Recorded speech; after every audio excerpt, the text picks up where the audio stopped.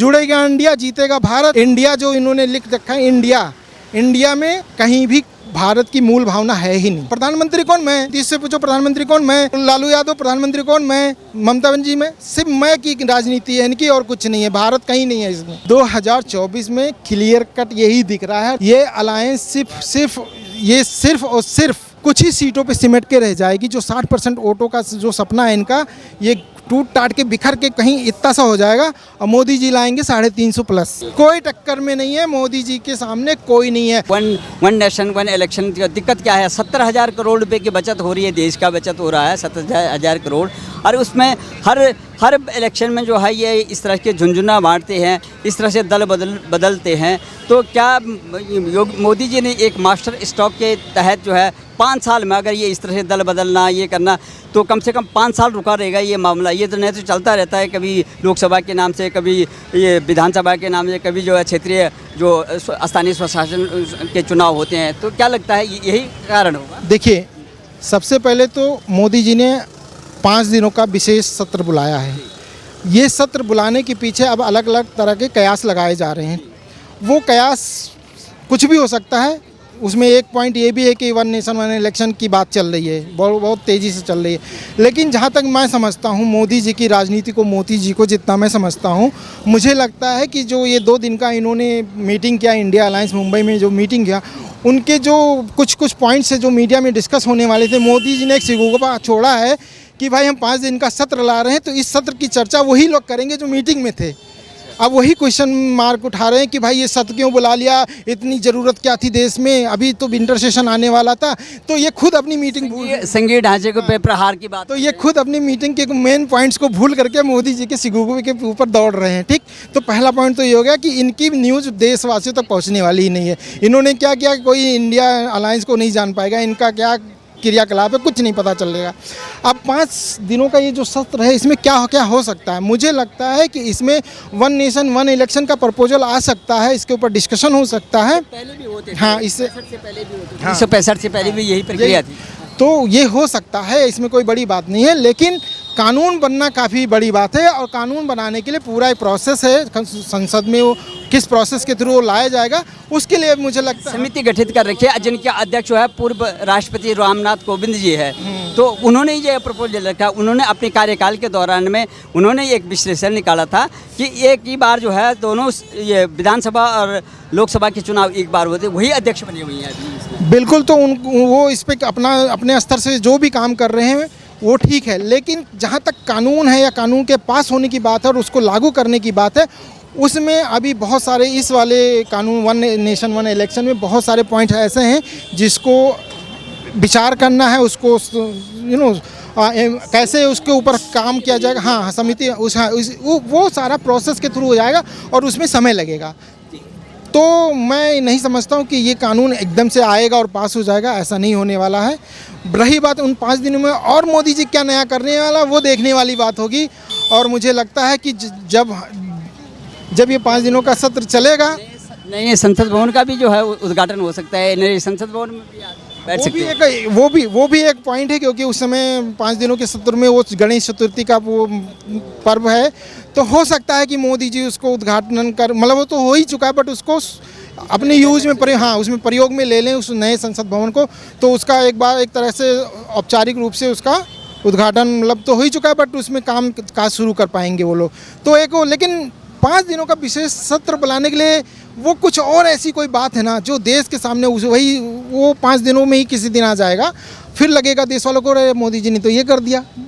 रहस्य बना वो रहस्य वो बना ही रहेगा। और मोदी जी की यही स्टाइल है जिससे विरोधी विपक्षी जितने भी मोदी विरोधी हैं या जो उनके क्रिटिक हैं, वो सब गच्चा खाते हैं और गड्ढे में गिर जाते हैं। हैदराबाद वाले साहब कह रहे हैं कि बैरिस्टर भी है, वो लगातार कहते हैं कि उनको सबसे पढ़ा लिखा मानते हैं और बैरिस्टर कहते हैं लंदन से आए हैं। वो कह रहे हैं कि ये तो संवैधानिक कैसे बोलेंगे, कैसे करेंगे, और राज्य के जो है मुख्यमंत्रियों से पूछा नहीं, देश को पूछा नहीं, जनमत संग्रह नहीं किया, अपने आप ही कह रहे हैं कि हम जो है एक ऐसे कैसे हो जाएगा, क्योंकि उनको नहीं पता है कि समिति बिठाई गई है अभी, जिसमें कि राष्ट्रपति जो है उनके जो अध्यक्ष हैं वो पूरा विश्लेषण करेंगे पूरी बात।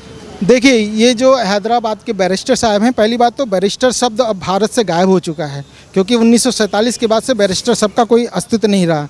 ठीक है, इंडिया में लॉयर होते हैं, एडवोकेट होते हैं, ठीक। दूसरी बात, वो जो ये कह रहे हैं ये सब भ्रम फैला रहे हैं क्योंकि हमारे देश की जनता काफ़ी भोली भाली जनता है, कुछ दांव पेच होते हैं कानूनी, उनको वो नहीं समझती है, ठीक। तो वो जो कह रहे हैं वो सिर्फ भ्रम फैला रहे हैं लोगों के बीच में, और कोई मतलब नहीं है। जहाँ तक कि मोदी जी की कुछ करने की बात है, मैं बताना चाहता हूँ कि जब 370 भारत में ये मतलब जम्मू कश्मीर में वो अस्तित्व में था, तब इससे पहले कितने बड़े बड़े नेता कहते थे 370 हटेगा तो खून की नदियाँ बह जाएंगी, भारत का तिरंगा उठाने वाला कोई नहीं होगा।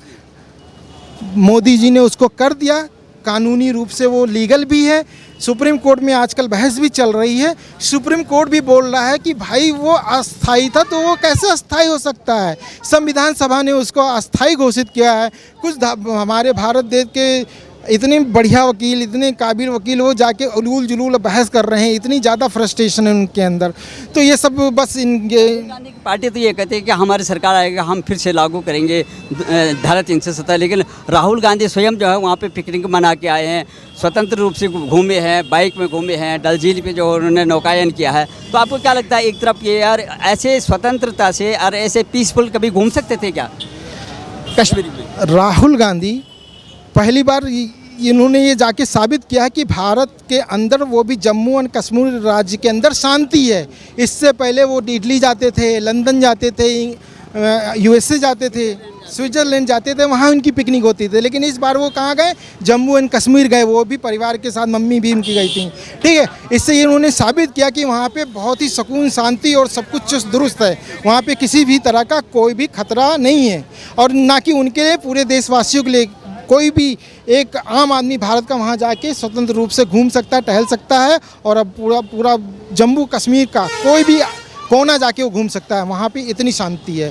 तो राहुल गांधी तो यही खुद से साबित करके आए हैं। रही बात बाकी जो लोग गाना गाते हैं कि वहाँ पे ये है वो है दिक्कतें, जाके देख के आओ ना भाई, आके बताओ देश को। कोई ऐसा आदमी वहाँ पे देखो और उससे जाके बात करो, और वो उसकी बात को आके बताओ लोगों को, क्यों नहीं बताते हो? लेकिन अब हिंडनबर्ग, बार हिंडनबर्ग और अडानी यही मुद्दे पे जो है उन्होंने ममता बनर्जी को जो है नाराज़ कर दिया।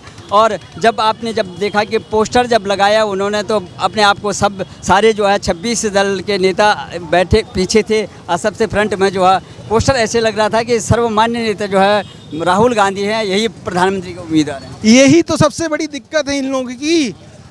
इनकी दिक्कत यही है कि मैं हूँ प्रधानमंत्री कौन? मैं प्रधानमंत्री कौन? मैं जिससे पूछो, हाँ जिससे पूछो, आप उससे नीतीश से पूछो प्रधानमंत्री कौन? मैं। लालू यादव प्रधानमंत्री कौन? मैं। ममता बनर्जी मैं। सिर्फ मैं की राजनीति है इनकी, और कुछ नहीं है। भारत कहीं नहीं है इसमें। इंडिया जो इन्होंने लिख रखा है, इंडिया में कहीं भी भारत की मूल भावना है ही नहीं। ये कहते हैं जुड़ेगा इंडिया, जीतेगा भारत, ऐसे अब स्लोगन दे दिया। तो अब आप समझिए ना, जुड़ेगा इंडिया, इंडिया अलायंस को तो इन्होंने कब्जा कर ही रखा है। जुड़ेगा इंडिया, जीतेगा भारत। जब अगर खुदा ना खास्ता कभी इनकी 2-4-10 सीटें ऐसी आ भी गई जिसमें ये सरकार को टक्कर देने की स्थिति में आएंगे, तो ये नेगोशिएशन और क्या कहते हैं ब्लैकमेलिंग पे उतरेंगे बीजेपी के साथ। बोलेंगे ये मंत्रालय हमको दे दो, फिर उसी मंत्रालय का सारा घोटाला होगा आगे। लास्ट कैलकुलेशन क्या है 2024 में क्या होने वाला है? 2024 में क्लियर कट यही दिख रहा है, और जनता भी हमारे देश की समझ रही है। इंडिया गठबंधन, ये जो अलायंस है, ये अलायंस सिर्फ और सिर्फ कुछ ही सीटों पे सिमट के रह जाएगी। जो 60% वोटों का जो सपना है इनका, ये टूट टाट के बिखर के कहीं इतना सा हो जाएगा, और मोदी जी लाएंगे 350 प्लस। कोई टक्कर में नहीं है, मोदी जी के सामने कोई नहीं है, वैसे भी नहीं है, और नेता और उनकी काबिलियत की पे देखा जाए तो कहीं दूर दूर तक कोई नहीं है। बहुत बहुत धन्यवाद।